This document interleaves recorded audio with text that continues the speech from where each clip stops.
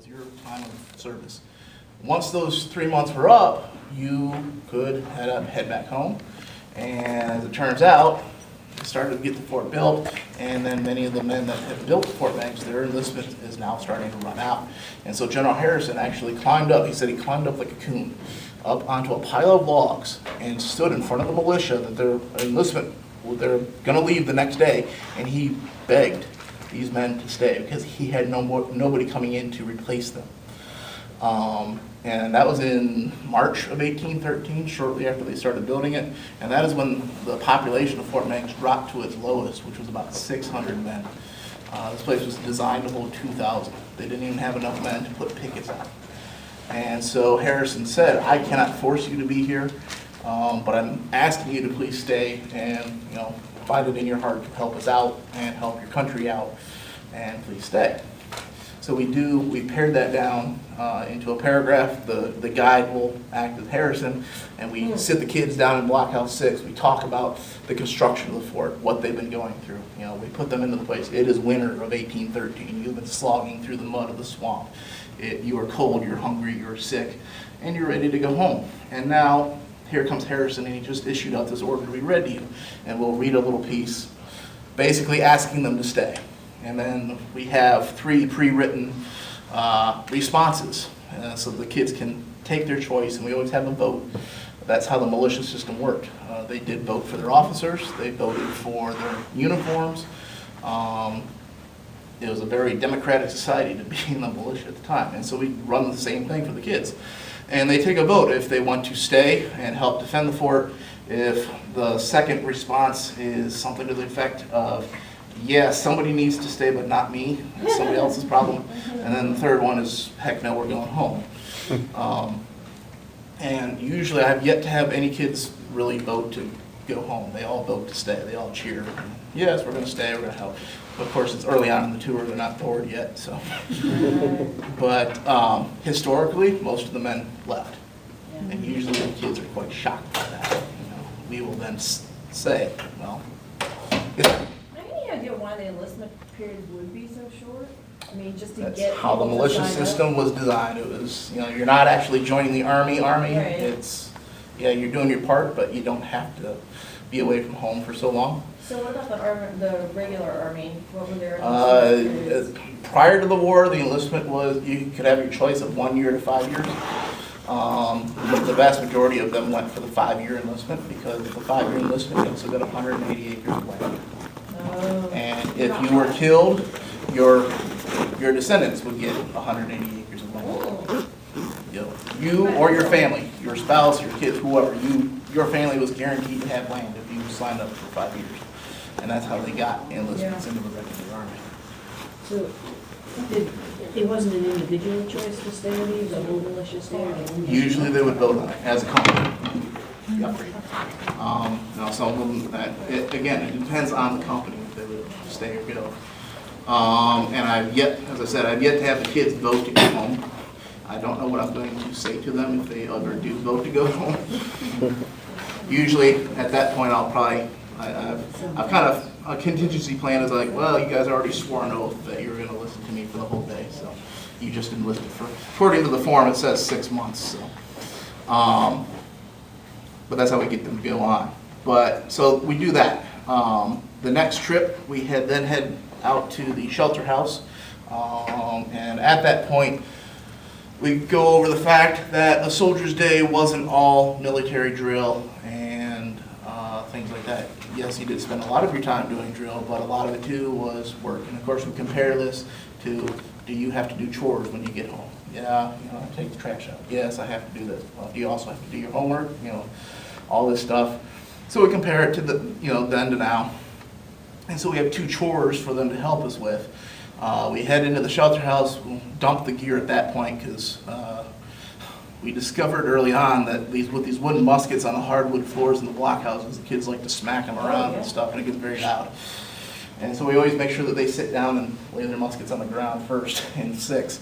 And then we just take it back, and we let them know too, historically, if you're out on fatigue detail, you weren't carrying a musket. You were going out unarmed, but you would have guards around you. So we do Andrew and I, whoever the people are that's leading it, we'll still have our muskets, so we'll be the guards for them.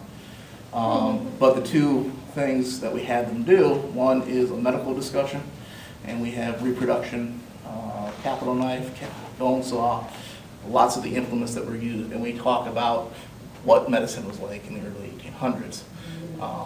Amputations were very common. Bleeding, mercury-based medicines, things like that. We go into to an extent of the gory details, enough to get them to realize how nasty it really was. And at the same time, we usually will split the group up, and the one half of the kids will be doing that, but the other half is helping to do the laundry. Which here at Fort Meigs they were required. They had to bathe, I think it was twice a week, and wash their clothes at least once a week. And that's also how we work in women's roles here at Fort Meigs too. We don't know a whole lot about women, but we do know that there were at least a few women that were here, and there was an order issued out between between the first siege and the second siege that implies that women might have been here. And the order simply stated, any woman found wandering about the camp after dark would be kicked out of the fort. All women must sleep in the same tent as their husband. So we know from our Army regulations they would allow married women to follow the Army. No single women were allowed. But even if they're still married, apparently it got to a problem to the point where the commanding officer of the fort had to issue out a general order, which then got recorded into the books. About women wandering about the camp at night in the Army post. So what's that tell you about some of the recreational activities of the soldiers? Of course we don't tell that to the kids, but we do know that there were some women here. And from looking at the Army regulations, the women were allowed to either, if they followed the Army, I should say, they had to have a job, and one of the two jobs for them was to do laundry or to be a nurse. And so that's kind of, we work it in as fatigue detail for the kids, but it's also what the women might have been doing too. So we have a period washboard, wash tubs, soap. We have small scraps of clothes, and we have the kids get in there and actually scrub down the clothes. And we do that during our special events as well. We actually have some quotes from people like on our Facebook page and stuff that said, a mom will write, I wanted to, we got back after the event, they loved doing the laundry there, and so they wanted to help me do the laundry at home, and so she had them help do the laundry, and they don't like doing it like we do today. They actually wanted a scrub board. So we have that for the kids, and then finally we leave the shelter house. They were done with their fatigue detail, and we head into the quartermaster's building, which we will have pre-staged as a courtroom. We have lots of accounts of court-martials taking place here, and we know the blockhouses were used as courtrooms. Sometimes just a camp area would be used, but the officers would hold tribunals. Anybody brought up on charges would be seen. They would be allowed to have their defense or have somebody defend them on their behalf to act as their lawyer, and they would, if they found you guilty of the charges, then the board of officers would determine what your punishment was going to be.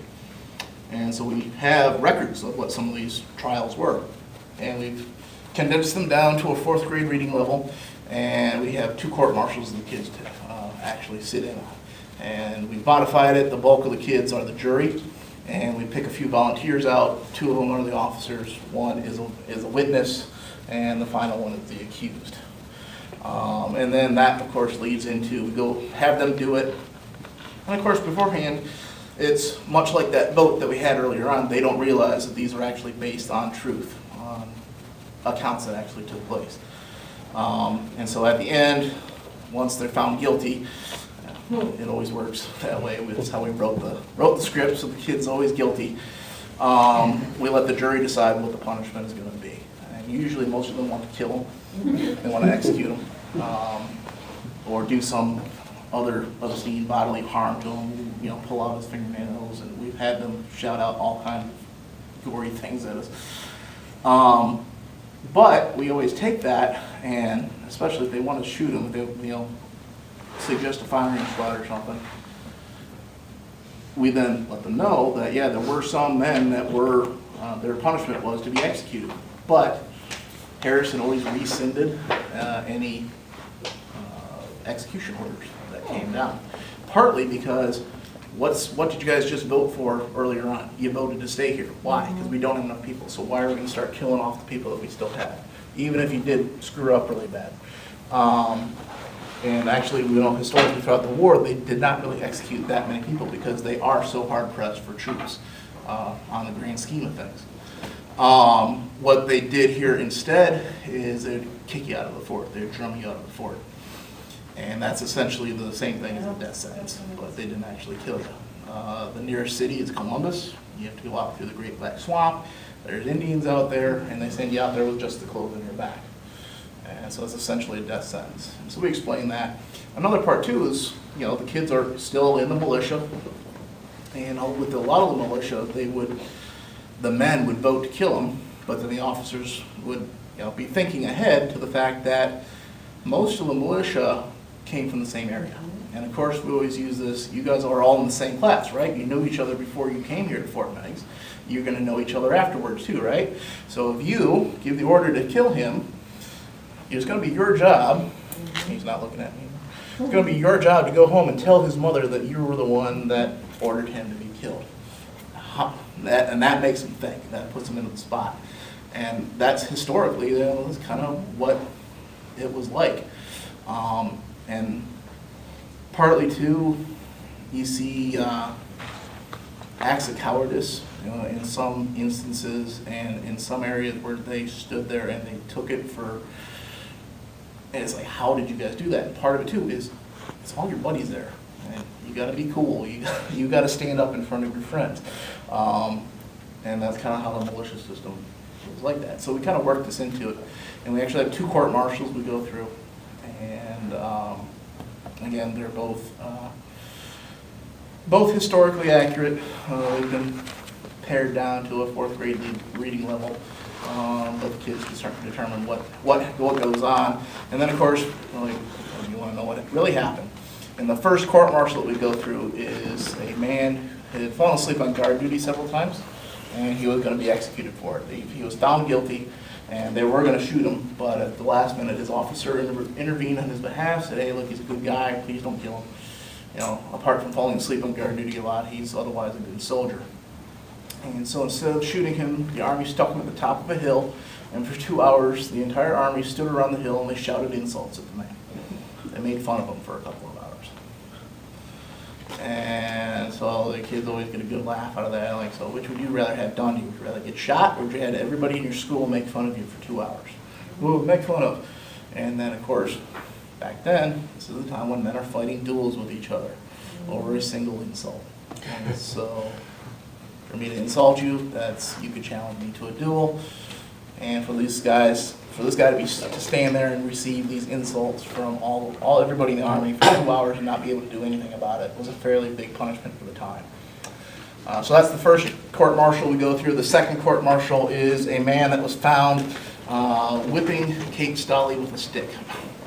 And it's a historical account of while the army is on its way up to Fort Meigs. Some would have to look back in through the records to which militia, I think it was Kentucky militia actually, but they had stopped for the night and they're cooking over their fires, and this one guy had pulled out his ramrod and he was using it as a shish kebab skewer. He stuck the meat on the end of his ramrod and he's sitting over the fire cooking up his meat.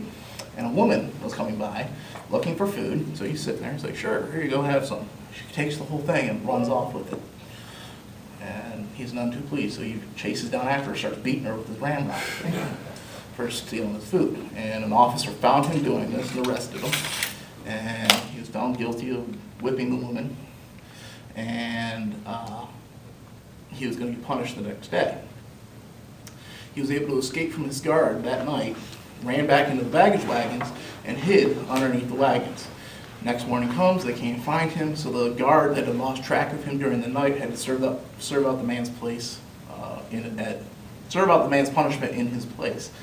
The guard had his head beat into a tree 3 times. Oh. Punishment was severe. The whole idea behind punishment is to create pain or to make you look like an idiot in front of your friends. It would go to the point, not quite of killing you, but it was extremely painful. One of them, a common punishment that they had, one of the most severe probably was called picketing.